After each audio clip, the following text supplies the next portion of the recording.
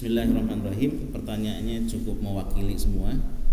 Memang terkait dengan ruh ini kan yas'alunaka 'anir ruh gitu kan. Kalau bicara ruh, sesuatu yang sangat tidak logis untuk anak-anak milenial. Ya. Karena ruh ini terjawabnya dengan iman. Bukan dengan logika. Karena kalau bicara logika memang berat, susah. Contoh gini, sebelum saya jawab di situ ya. Kalau kita punya handphone, masing-masing punya handphone, kita WA. Ketika kita mau WA, ngirim WA, kemudian ada tanda bulat, menandakan apa Pak? Nggak terkirim kan? Berarti Bapak nggak punya kuota. Muter aja, bener nggak? Ya. Ketika bulatnya itu berubah menjadi checklist, karena kita punya kuota, terkirim sudah. Cuma kemungkinan belum disampai. Begitu checklistnya 2, tapi warnanya hitam, tandanya apa? Sampai, tapi belum dibaca. Begitu checklistnya 2 berubah jadi biru, tandanya apa? Sudah dibaca. Percaya nggak Pak sama begituan? Percaya, yakin? Bayangin, cuma bikinan manusia, cuma bentuknya checklist, berwarna biru, kita percaya kalau itu sampai. Ya. Nah, ini yang ngomong Rasul. Makanya di dalam kitab, dalam ilmu mantek, ilmu logika, ada disebut namanya dal, ada madlul. Dal itu yang memberi petunjuk, madlul yang diberi petunjuk. Contoh, kalau di sana ada asap, berarti madlul kan, dal yang memberi petunjuk. Kalau di sana ada asap, logika kita apa Pak? Berarti ada api. Ya. Nah, sekarang kalau ada kalimat begini, Allahumma ighfir lil mu'minina wal mu'minat wal muslimin wal muslimat al ahya'i minhum wal amwat. Ya Allah, ampunlah dosa orang muslim yang laki maupun perempuan, al ahya yang hidup, wal amwat dan yang mati. Logika kita berarti apa tuh? Hadis. Berarti doa yang hidup sampai kepada yang mati. Betul enggak? Logika kan yang gitu. Rasul berdoa buat yang mati. Terus tadi siksa kubur, ya, di pelepah kurma, berdoa beliau di situ kan. Rasul berdoanya di kuburan apa di rumahnya? Di kuburan. Berarti ruh ada di mana? Kubur. Kemudian ada ziarah kubur. Kita disunahkan ziarah kubur. Berarti tandanya ruh itu ada di mana? Kubur. Kemudian kita assalamualaikum ya dara qaumin mu'minina wa insyaallah bikum lahikun. Kira-kira ada orang enggak di situ? Berarti roh ada di mana? Enggak mungkin kalau roh itu ada di atas. Kita disuruh ngucapin assalamualaikum. Di situ ada kalimat kum. Berarti domirnya antum. Berarti khitabnya hadir. Makanya contohnya begini. Ya Nabi salam alaika. Makanya pada ngangkat tangan. Kenapa? Ada domir alaika, berarti Nabi hadir. Kalau nggak hadir, ya Nabi salam alaihi, gitu Pak. Antum, anta, berarti tandanya hadir. Nah, sekarang berkaitan dengan ruh. Ruh itu di mana? Orang-orang soleh ketika meninggal dunia itu nanti yang mengurusnya adalah sebagiannya bukan hanya Pak Haji, Pak Ustadz aja, nanti juga dibantu sama para malaikat. Dimandiin, digelarin kafan dari surga, dibawa tuh Pak ke atas, diumumin sama ahli penduduk langit. Aromanya menyerupai sampai berkataan, siapa ini yang meninggal dunia? Ini yang meninggal dunia DKM Masjid Darul Mutakin. Masya Allah, wangi banget Pak Budi kalau gitu. Iya. Setelahnya udah begitu dipuji-puji, maka dikembalikan lagi kemana? Dengan pelan-pelan ke makamnya. Kalau dari pernyataan ini berarti ruh itu ada di mana? Ada di situ. Makanya wallahu a'lam. Jadi ngelihat tahu bahwa ada di situ. Kenapa? Ada indikasi-indikasi tadi. Nabi ziarah. Bahkan Nabi sendiri kalau ziarah ada ziarah kubur di syuhada Uhud. yazurru suhada'a bi Uhudin. Idza balago rafa'a sautahu wa yaqulu. Jadi beliau itu kalau setiap tahun ke Gunung Uhud, tempat di mana makamnya para syuhada yang mati perang Uhud. Kemudian idza balago, begitu sampai di sana, rafa'a sautahu, dia mengangkat suaranya keras-keras. Makanya dari hadis ini berdoa dengan suara keras sunnah. Selama ini kan kita bisik doa, benar nggak? Sampai aminnya apa begini? Nabi ngangkat keras-keras. Apa doanya? Salamun alaikum bima sabartum fa ni'ma uqbadar. Surat apa, Pak? Itu surat Ar-Ra'd ayat 24. Doanya itu diabadikan. Maka dari hadis ini Ahlus Sunnah wal Jamaah haul orang tua sunnah setiap tahun. Jadi ruh itu ada di dalam kubur, walaupun sebagian ulama mengingkari itu. Jadi no problem, tinggal kita mau pilih, mau yang mengingkari atau mau yang memahami. Kalau Ahlus Sunnah wal Jamaah ia mengiyakan bahwa ruh itu ada di makam dengan indikasi-indikasi hadis-hadis tadi. Itu. Makanya ketika kita di Sawangan, makam ibu kita ada di kampung. Bagaimana? Perlu nggak kita pulang kampung? Ini kebanyakan orang bilang pulang kampung nggak perlu. Pulang kampung perlu, Pak. Itu disebutnya apalagi bulan Roah. Bulan Roah orang pada ngeroahin. Orang dulu tuh, tahu kalau anak-anak milenial, orang-orang dulu ngeroahin. Kenapa ngeroahin? Tadi kan saya katakan Rajab tathhirul badan. Rajab itu membersihkan badan, taubat. Sedangkan Syaban tathhirul qalbi, membersihkan hati.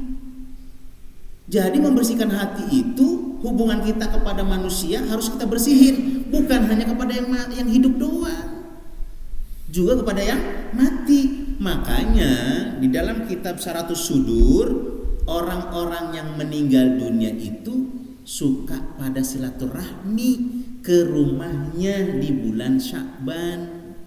Maka orang-orang dulu meyakini itu, maka roahan. Ngapain pulang?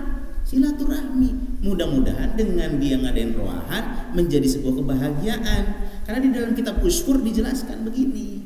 Cuma memang nggak bisa masuk logika. Itu. Orang-orang yang meninggal dunia itu pulang ke rumahnya hari Jumat. Makanya Ahli Sunnah wal Jamaah meyakini malam Jumat itu baca Yasin. Ulama-ulama yang mengingkari ya nggak ada masalah. Nah, ngapain tuh pulang ahli kubur ngetok-ketok pintunya, tok, cuma nggak kedengeran. Bayangin kalau ini komplek BSI, orang tuanya udah meninggal semua, kan berarti sekomplek tuh pada pulang, tok. Kalau disuarain kira-kira bagaimana? Rame nggak? Rame, nggak kedengeran. Tok ngapain? Pengen ngelihat mana anak saya yang kemarin minta warisan paling gede. Mana istri saya yang saya tinggal sekarang? Saya ini ada di perantauan, butuh doa, butuh yang namanya jengukan. Begitu dia pulang, anaknya sedang baca Yasin, sedang baca tahlil, bahagia dia, teriak, ya Allah, berkahkan keluarga saya. Lari dia. Maka di dalam kitab Usfur pernah ada kejadian, begitu malam Jumat semua ahli kubur keluar, kumpul di satu tempat. Itu banyak makanan, jasnya bagus-bagus, pakaiannya rapi-rapi. Tiba-tiba ada anak muda gembel. Ditanya, anak muda kamu dari mana? Saya dari sini. Kok kamu gembel gak ikut ke sono? Mohon maaf, itu yang pakainya baju rapi-rapi makan hidangan itu sering dikirimin doa sama anak-anak keluarganya. Saya gak punya anak, bapak saya entah kemana. Cuma mohon saya minta, saya punya rumah di sono. Di mana? Di BSI. Di lembaga mana? Dekat masjid. Terus kenapa? Saya ada duit 1 dirham. Di mana? Di kantong, bergantung di belakang pintu. Tolong itu sedekahkan buat saya. Akhirnya Ulama yang tadi ngimpiin tuh bangun, akhirnya dicari rumah itu, ketemu, disodakokanlah dirham itu.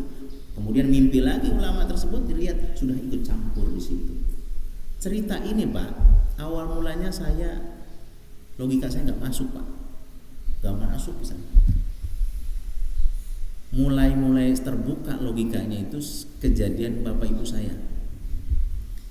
Jadi bapak saya itu meninggal belakangan, ibu saya duluan.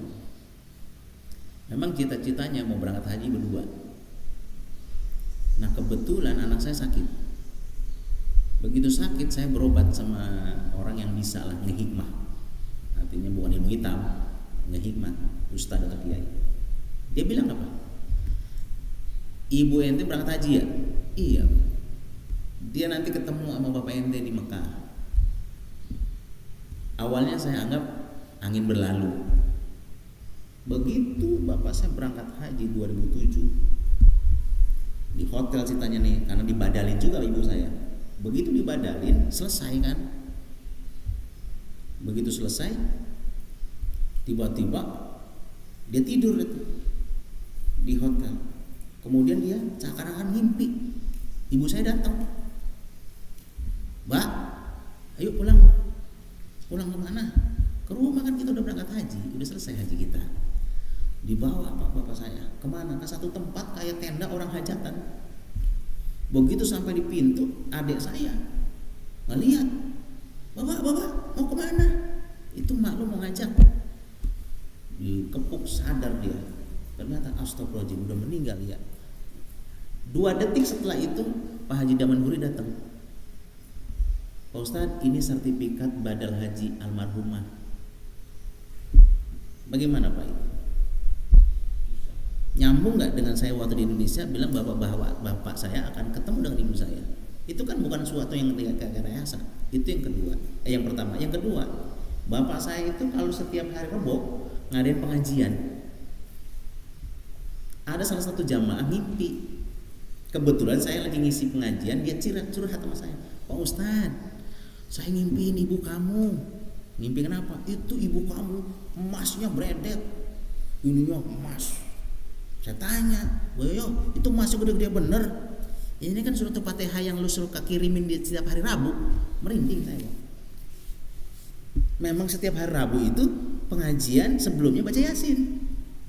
Jadi ternyata wujud dari Fatihah adalah nanti akan menjadi benda di mana dia inginkan. Itu disebut namanya Raudhah min Riyadhil Jinan. Terjadi sebuah keterangan kubur, bisa jadi taman. Itu bagian dari sebuah hal yang di luar dugaan manusia, bahwa Fatihah itu akan menjadi jelma sesuatu di dalam kubur. Wallahu a'lam bishawab. Itu Pak. Jadi tinggal tergantung kita mau yakini yang mana. Jadi hadis keterangan tadi bahwa ruh itu ada di sana. Cuma ruangnya seperti apa kita nggak tahu di situ. Jadi ketika kita hadir ke makam, insya Allah mereka hadir. Bahkan di dalam kitab Syarahus Sudur Imam Asyuyuti, ma min rajulin yazuru akhihil muslim wa yajlisu indahu ilal istasna wa raddahu alaihi. Siapa orang laki-laki yang muslim kemudian dia ziarahin kubur saudaranya, wa yajlisu indahu, kemudian dia duduk di sisi kuburnya, illa istasna, melainkan si ahli kubur itu bahagia, wa radda alaihi, dan dia akan menjawab salamnya, doanya daripada si penziarah itu. Nah sekarang perlu nggak kita ziarahin? Cukup nggak kita baca doa di sini? Cukup saja. Kita doain di sini kalau memang kita sibuk. Tapi maaf Pak, ruh itu di dalam kitab yang sama dia merasakan seperti apa yang dirasakan orang yang hidup. Makanya ada makam kafir, ada makam muslim. Ternyata di dalam kitab yang sama ada bab menyatakan tidak boleh si ahli ibadah disandingkan kuburannya dengan ahli maksiat. Kenapa? Karena kalau ahli ibadah disandingkan dengan ahli maksiat, walaupun itu adab, tapi di dalam sana dia merasa risih seperti kita bertetangga sama ahli maksiat. Seperti itu Pak. Cuma memang logika kita nggak masuk.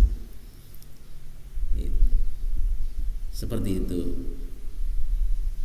Artinya kalau orang tua kita doain dari rumah cukup.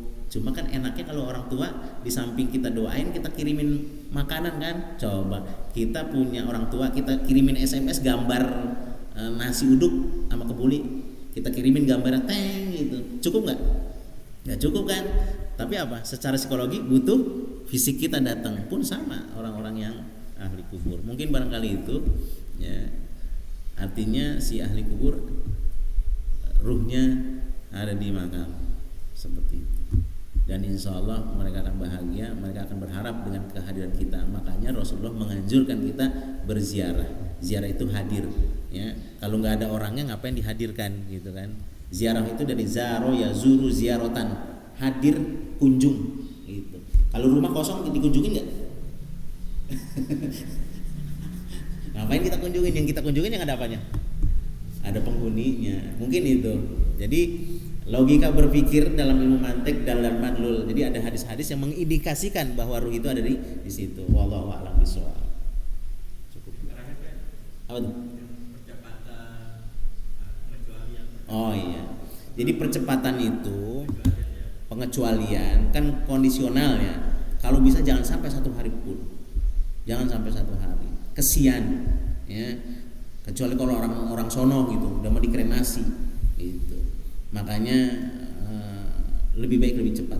Kehormatan apalagi yang habis kecelakaan, apalagi orang tua gitu kan, takutnya itu. Makanya si yang mandiin tuh harus benar-benar Pak, kotorannya sampai bersih. Khawatir ya, apalagi kita nggak tahu dibersihin tiba-tiba karena disimpannya terlalu lama kotor lagi gitu. Nah itu itu Pak. Nauzubillah min dzalik, jangan sampai kita ngalamin itu kita kembalikan kepada yang mandiin, mereka yang bertanggung jawab begitu. Nah kalau si mayit keluarga yaitu pasrah kepada Allah Subhanahu Wa Taala itu, kecuali kalau dia mati syahid itu ya, perang itu nggak usah dimandiin supaya darahnya itu menjadi saksi di akhirat nanti.